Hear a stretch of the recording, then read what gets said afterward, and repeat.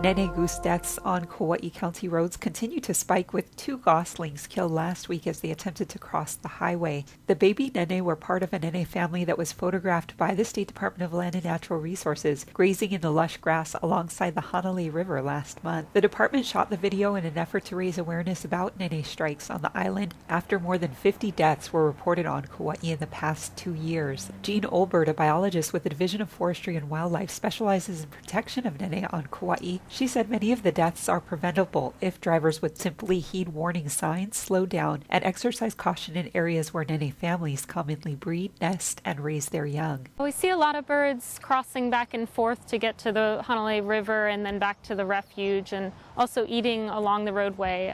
Again, the grass from the runoff is especially green and lush and regularly mowed in this area and other roadways. So the concern is definitely road strikes. As you can see, the ones behind me, the young are not flighted yet. The goslings cannot fly until they're about 10 to 12 weeks old.